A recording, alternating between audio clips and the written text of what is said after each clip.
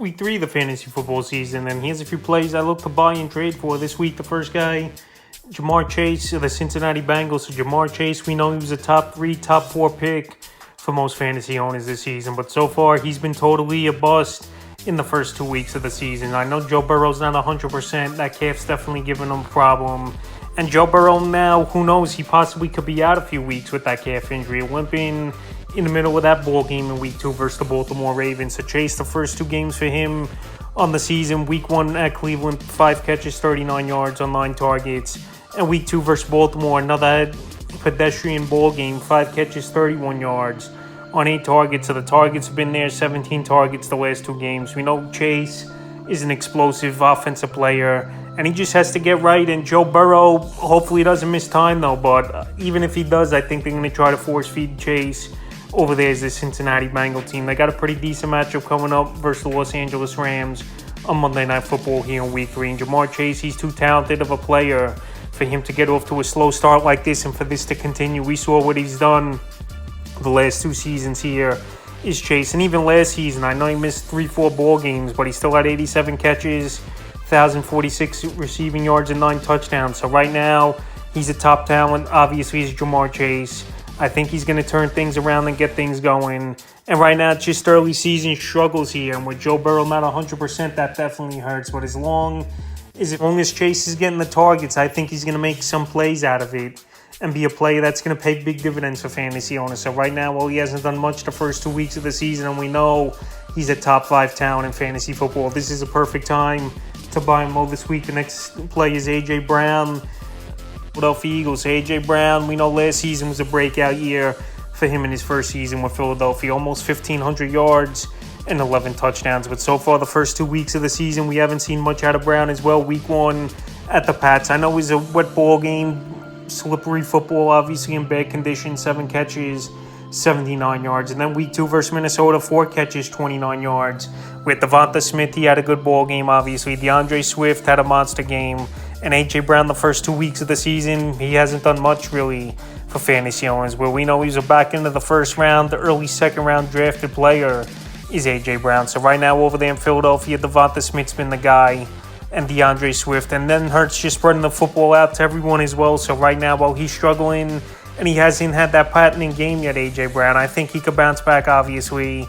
And he's also a player you could get on a discount right now with only 21 fantasy points so far in the season here in 2 weeks in PPR leagues. So right now, while he's struggling and we know he's a top 10 receiver minimum in fantasy football, this is a perfect time to go get him. I know him and Hurts had an argument on the sidelines, but A.J. Brown's a playmaker and he wants to get that football. So right now, I think in week 3, they're going to force feed him a little bit.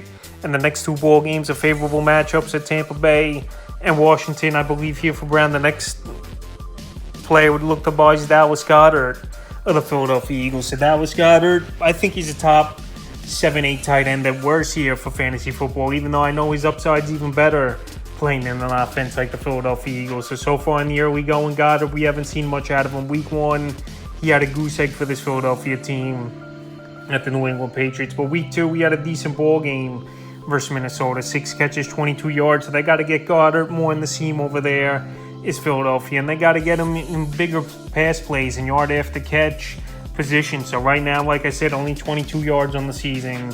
Only 8.2 fantasy points so far in the first 2 weeks of the season. But like I said, he's too good of a player as Dallas Goedert not to be doing much for fantasy owners. Last season, he missed 2 ball games and he still had 55 catches, 702 yards, and 3 touchdowns. So right now, while he hasn't done much the first 2 weeks of the season and is a tight end that's going to give up matchup problems to most linebackers and safeties, this is a perfect time, I believe, for fantasy owners to get out there and get Goedert because he's got top 5 potential, I believe, at the position. Besides, obviously, Andrews, Kelsey, and Hockenson, your top 3 in any order you want to put them. That 4, 5, 6 spot is definitely open at the tight end position. I know Waller, he's been decent so far in the early going, but Dallas Goedert could be a playmaker. And like I said, he's in an offense where not a lot of attention's going to go his way. So right now, while he struggled and hasn't done much, he's a buy low guy this week. Next play is Josh Jacobs of the Las Vegas Raiders. So Josh Jacobs last season was a breakout year for him finally. I know we didn't see a lot of training camp from him, and that's why he's possibly struggling in the early going. So far in the season, only 28 carries for only 46 yards. So that's Obviously, a horrible stat line so far. Not even getting 2 yards per carry is Josh Jacobs, and 7 catches for 79 yards. I know the first couple weeks, pretty tough matchups. Week 1 at Denver, he only had 9.10 fantasy points in PPR, 19 carries, 48 yards, 2 catches, 23 yards. And then week 2 with Buffalo, it was just a horrible ball game. 9 rushes, -2 yards, but the 5 catches, 51 receiving yards saved his day a little bit. So right now, a little easier matchup coming up week 3 versus Pittsburgh, even though they're pretty solid defense in my opinion. And then you got the Chargers and the Packers, who just got ran all over by Bijan Robinson and the Atlanta Falcons. So right now, Josh Jacobs still trying to get his legs on the room, I believe, over there for this Vegas Raiders team. And we know the talent. And this offense, they do have good weapons. I know Jimmy Garoppolo is more of a game manager, and teams force him to try to beat him. But I think Jacobs right now, with no training camp and struggling in the early going, you definitely could get him on a discount.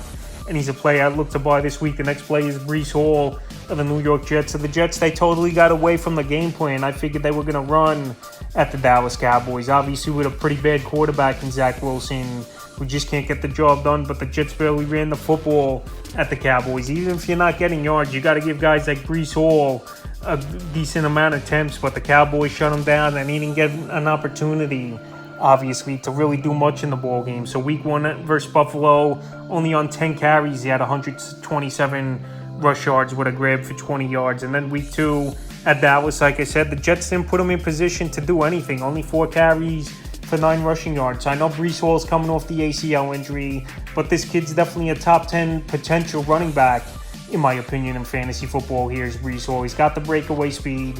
He can run in between the tackles. He can catch the ball out of the backfield if you need him.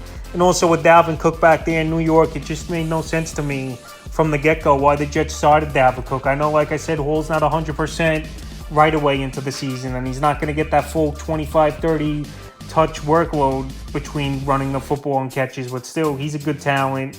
And there's no way this guy should only be getting 10, 12 touches. And then in week 2, inexcusable. I know versus a great Dallas D, but only to get 4 touches is good. So right now, coming off a game where he didn't do anything, not even reaching 1 fantasy point is all, and him being frustrated, not touching the football that much, this is a perfect time to buy him low, because if he could get going and healthier as the season goes on, where this Jet team, they're just going to have to rely on running the football here and hoping Zach Wilson can make a few plays if they want to win games. But right now, Breece Hall is definitely a player I would buy this week. The next guy is George Kittle of the San Francisco 49ers. So George Kittle, I did say before the season, I think we're going to see a little bit of a decline from him. And last year, the touchdown saved his fantasy production. Season was a good year for him, but definitely the touchdown saved him with 11 touchdowns on the year. And so far, the first 2 weeks of the season, we haven't seen much from Kittle. Week 1 at Pittsburgh, 3 catches, 19 receiving yards. And week 2 at the Los Angeles Rams, in that ball game, only 3 catches, 30 yards. I think on Thursday Night Football this week,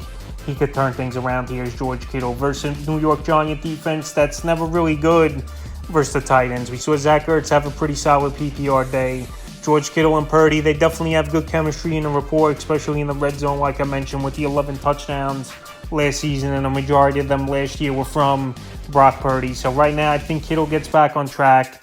Tight end, we know, is a crapshoot for the most part, besides Kelsey Andrews and TJ Hawkinson and Waller, if you want to put them in that category. But anyway, while Kittle hasn't done much the first 2 weeks of the season, I think this is a perfect time to go out there and buy him low. Because like I said, Kittle's going to have some of those pop games where he's going to get 15, 20 fantasy points. Even if he does that 3 or 4 times this season, that's probably more than most tight ends people are running out there on their fantasy team. So right now, while he's struggling, he's definitely a buy low candidate this week. And the final player I have is a buy low this week's Trevor Lawrence of the Jacksonville Jaguars. So Trevor Lawrence, the first couple weeks here, he hasn't looked that sharp. Week 1, I know he had a decent fantasy day, 241 pass yards at the Colts, 2 touchdowns, an interception, and 21 rush yards, but a tough 21-point fantasy day for him to get to. And then week 2 versus Chiefs, he just got nothing going, 216 pass yards, 26 rush yards, and a fumble loss. I know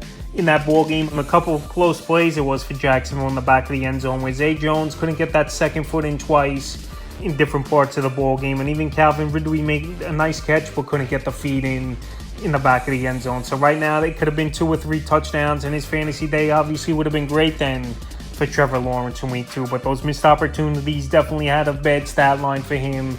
And it was a very pedestrian offense for the most part for this Jacksonville Jaguar team. So right now, week 3, it's versus the Houston Texans. I know last season, Trevor Lawrence, he didn't do good versus the Texans as well. But right now, after a bad performance for the most part, and a loss versus a Kansas City Chief team that they were trying to take the next step was Jacksonville and see if they could beat one of the top teams, obviously, in the league. It didn't happen, even though it was a close ball game. I think Lawrence bounces back, and he's got Houston and Atlanta coming up, 2 teams I think that he could pick apart, and obviously Calvin Ridley, Zay Jones, and Christian Kirk, I think could make plays on that secondary. So right now, Lawrence has been shaky the first 2 weeks of the season. He's a buy low candidate for me, so that's a few plays I look to buy and trade for week 3 of the fantasy football season.